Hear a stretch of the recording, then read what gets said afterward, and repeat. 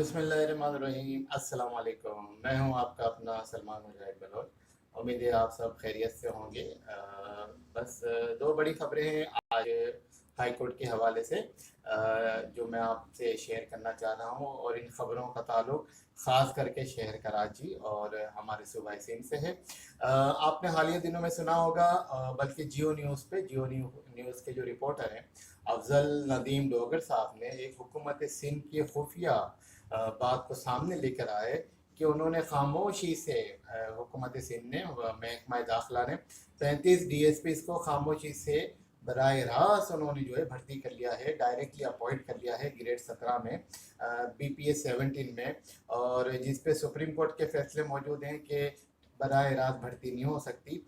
लेकिन जब हमने उस पर सर्च किया तो टेक्निकली उन्होंने सिंध पब्लिक सर्विस कमीशन का सहारा लिया है उन्होंने, लेकिन बराह रास्त इस तरह से जो प्रोसीजर एडप्ट किया गया या जो प्रोसेस जो एडप्ट किया गया रिक्रूटमेंट का, भर्ती करने का, उसमें काफ़ी ही इलीगलिटीज़ और डिस्क्रिपेंसी सामने आई हैं, और जिसमें गैर कानूनी तरीक़ों से मामला को ठीक किया गया है, कोशिश की गई है और ये प्रोसेस किया गया है। ये 35 DSP को जो है वो सिंध पुलिस के अंदर भर्ती किया गया है अंडर गवर्नमेंट ऑफ सिंध।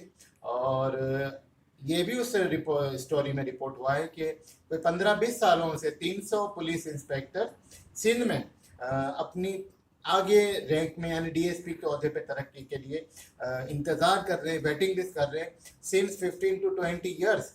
तो उनकी भी हक तलफी हुई है इसमें। तो हमें जब ये पता चला तो हमने इस पे जो है बेहतर समझा कि इंसानी हमदर्दी बुनियादों पे हम इसको जो है वो हाई कोर्ट सिंध में, अदालत आलिया में सिंध में चैलेंज करें। और हमने उस पर जो है वो पिछले 15 दिनों में रिसर्च वर्क करके आज हमने हाई कोर्ट सिंध में 35 DSP की भर्ती को, जो इसका नोटिफिकेशन महकमा दाखिला ने 16 मई 2022 को निकाला था, उसको हमने चैलेंज कर दिया है। और उसमें जो हमारे पिटिशनर हैं वो हमारे deputy convener MQM Pakistan Kanwar Naveed Jameel भाई हैं, जो MPA भी हैं और जो पार्लियामेंट लीडर भी हैं। दूसरी बड़ी खबर ये है कि 2013 में उस वक्त के वजीर बल्दियात ने महकमा बल्दियात में कोई 412 लोगों को बराह रास्त ग्रेड 16 और ग्रेड 17 में भर्ती किया था, जो कि सिंध पब्लिक सर्विस कमीशन के रूल्स के खिलाफ है, आईन पाकिस्तान के खिलाफ है, सुप्रीम कोर्ट के फैसलों के खिलाफ है, हाई कोर्ट सिंध के फैसलों के खिलाफ है, जो सिविल सर्विस सर्विस एक्ट है 1973 और जो रूल्स हैं प्रमोशन के, ट्रांसफ़र के, अपॉइंटमेंट के 1974 के सिंध सिविल सर्वेंट रूल, उनके भी खिलाफ है ये।